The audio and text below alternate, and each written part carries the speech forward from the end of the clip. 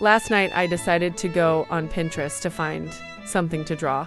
Since nothing satisfied me on the homepage, I decided to search up AI just because I felt like it. Also, I just feel that since AI takes from us, why not take back? But that's not going to be the point of this video. But when I clicked search, I genuinely couldn't tell what was real and what wasn't, unless it was severely obvious. Which honestly sucks, since if someone's art was up to this standard, they'd be accused of AI. It's just like back then, where they'd say traced if your art was too good or too realistic. I find that so disrespectful and rude. Just because you can't draw doesn't mean bring others down and not to try and draw on your own and practice. Even though I've never experienced this specific situation, it's very common and I see it everywhere all over social media. I mean, this image could easily be made by a 3D model software, but it's AI based off of the AI modified watermark at the bottom.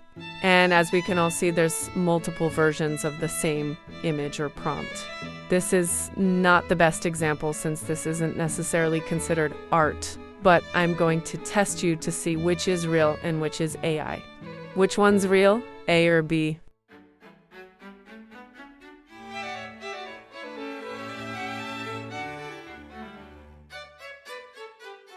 If you guessed A, then you were correct. Nice job. Next.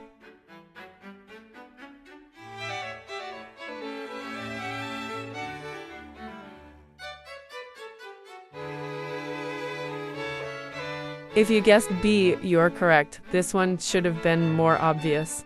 Final round.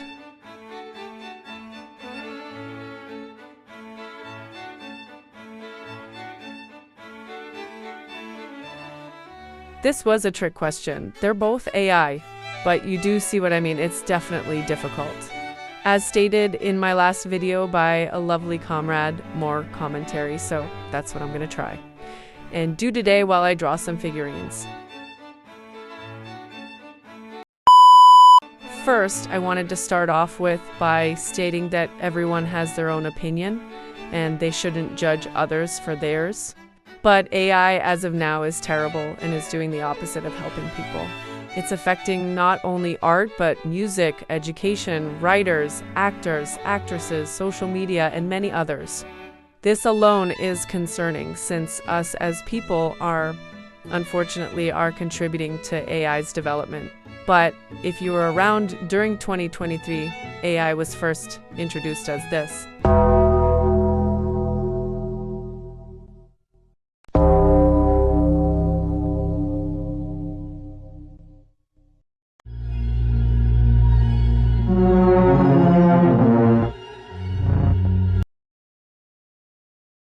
And this is what we have now as of 2025. Watch what happens when I poke my jaw with this stick. It's so swollen. Oh, it came right off. Dude, look at this tiny little jaw. No beard, nothing. That's crazy. And how does that even happen in 4 years? Back then, AI seemed so simple and easy to maintain, but now it's like they can replicate anything like a database or something. And if it's true, like I stated before, we humans are helping the AI improve, which is mainly why when you ask, let's say, ChatGPT to make a drawing, the AI is using its resources or what it already has access to. Just to bring it up, is a trend on TikTok. Not sure if it's viral anymore, but it's when you take 3 images and combine them into one picture.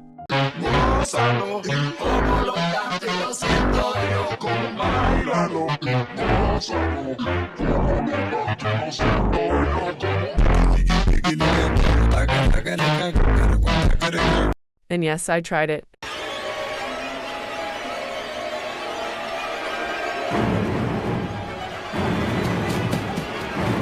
This was only to show how developed and experienced AI has become. Here are 2 of my characters. Then I copy and pasted the prompt into ChatGPT, and this is what I got. Now, if I can be honest, it's pretty good, especially with the details of the outfits, since they actually are accurate. Then I tried to do 2 celebrities as an example, Pedro Pascal and Jeremy Irons. Weird combo, but trust. These were the 2 images I used. And this is what it generated. I didn't expect ChatGPT to do a very realistic interpretation, but since these guys are all over the internet, I should have expected it to be an exact replica. Also, Jeremy got 2 cigars, not one like in the reference photo. And Pedro has the loading image on his forehead. Honestly thought they'd remove it, even though it is in the reference, but it's fine. Let's move on and talk about privacy and acting. Many of you might think Onaya is using an AI-generated voice for her videos. And yes, I am. This is for privacy purposes because I don't want to show my face yet, nor do I want to expose my voice. And yes, it's because of AI. As of early 2023, there have been many cases of people getting phone calls from loved ones or friends talking about how they've been kidnapped or were in an accident and need like $100,000. This is called vishing or voice phishing. And many have fallen for these scams and give up their information, especially people over 60 years old. In 2023, over 100,000 victims over 60 years old reported over 70 crimes of vishing. The average loss of money exceeded $1,600 for people over 80 years old. Many of these scam callers impersonated tech companies such as Apple or Microsoft, reaching over 18,000 reports in major loss cases, more than $10,000, 33% involved cryptocurrency, 20% bank transfers, and 16% cash. As of 2025 to 2026, the percentage of vishing has dramatically escalated 442%. For the average, the recovery cost of a major vishing incident is $1.5 million. With vishing being at a whopping $1.2 billion. Yes, billion. And these scam calls are too likely to cause $40 billion in losses by 2027. With 68% of Americans receiving scam calls weekly, which is absolutely horrible. AI also majorly affects actors and actresses, mainly because AI actors are starting to make appearances more often. Not sure if this counts, but the 2026 Super Bowl, with, of course, Bad Bunny's Oscar-winning performance. Many people have noticed the type of advertisements that were shown during the Super Bowl seemed off. Here's a video explanation since I can't necessarily describe it. These Super Bowl ads were really weird. The Ritz Cracker ad was about a party on an island, and these 2 dudes were salty that they weren't invited until Scarlett Johansson invited them. Then they weren't mad anymore and joined the party. It seems like they're saying that we're just salty we weren't invited to the parties too. In the Nerds commercial, they got a dude who looked just like eating candy with children running around in his background. In the Pringles commercial, Sabrina Carpenter had a boyfriend who was made out of Pringles. Suddenly he dies and then everyone just starts eating him. This shocks Sabrina Carpenter until she gets a bite for herself. Then she made a face like, oh, it's really not that bad. They trying to tell us don't knock it until you try it, bro. Eat people, gang. In the Alexa commercial, Chris Hemsworth was telling his wife how he was scared about the AI and she was just telling him that he was crazy. And then the AI suggested to give him a back massage and then everything was good. Like that was it. It's like they're telling us we're doing too much about the AI. Now comment down below, am I thinking too deep into this or are they doing this on purpose, gang? Give me a moment, guys. Come on, pick up. 911. What's your emergency? Hi, I'd like to file a complaint about the despicable crap I just heard. Could you explain? Okay, so what had happened was... 1 hour later. Ma'am, we can't really help with that. You know what? Never mind. Sorry, they couldn't help either. But to get back on track, actors are very slowly being replaced by AI, even though it's very unlikely since there were multiple strikes where actors fought back against AI, which is a great thing since I feel that everyone can act and AI has no right to replace the ones that created it. My final topic will be about writing and AI slop. This hits home pretty well since I'm a writer myself, but it pains my soul to see people use AI to write their stories, you might as well not even write at all. And I especially feel bad for those who actually put in the time to write drafts upon drafts to get the final product just for an AI freak to pull up and get a New York Times bestseller or something. Yes, I do understand that writing can be hard, especially if you're just starting out or just have no idea what to write about. But there are other ways around this, like asking a friend or thinking of stuff that comes to your mind. Making mood boards, my personal favorite, and just getting inspired off of Pinterest movies and so on. When using AI to write your story will not only make your story lifeless, since they use very robotic terms most of the time, but it would not come from your heart and imagination. It also won't represent you, the writer.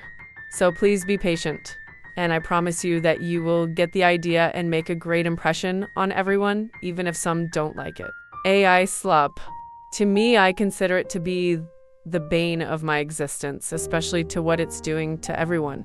For example, Italian brain rot. At first it was funny, but then it just...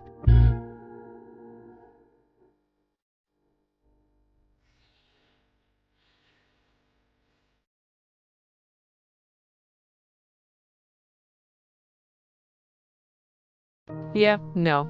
But this brain rot goes as far as like 2021, I believe, where Skibbity Toilet was created, which ultimately changed an entire generation. Sounds pretty dumb, but if you think about it, kids are dramatically being subjected to this type of content right after they exit the womb.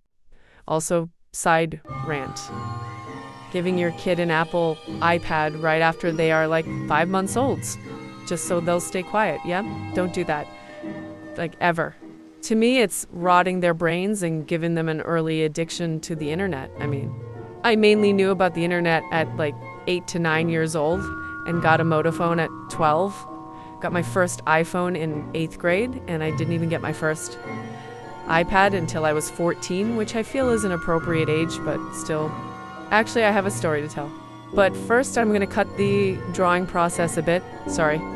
Imagine this, you and a family member pull up to a neighbor's party while kids zoom around you. And already you are not happy to be there since you're pretty antisocial.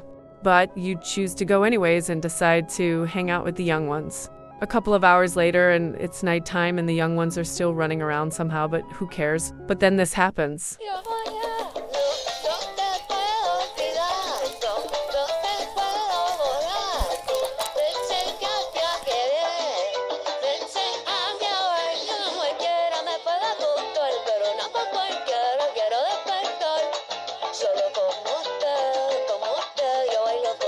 Hey, what's up, y'all having fun? Yes! Well, do you like bubbles? We like playing with bubbles!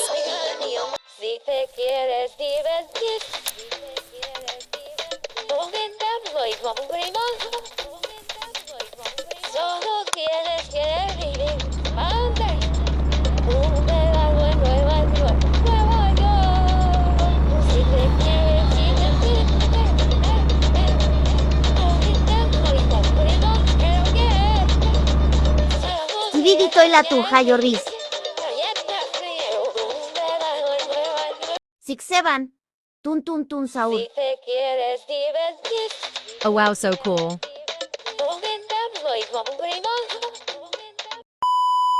Let's just say I've had my fair share, but I'm not really sure what else to rant about, so just enjoy the rest of the video.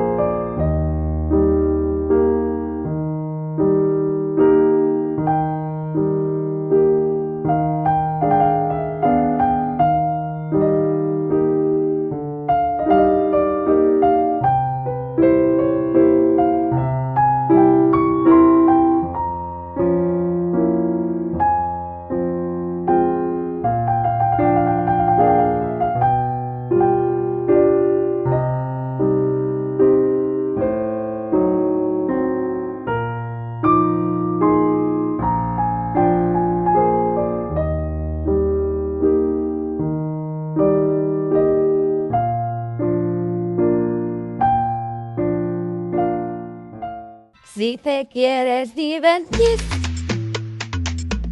con verlo y con primarlo.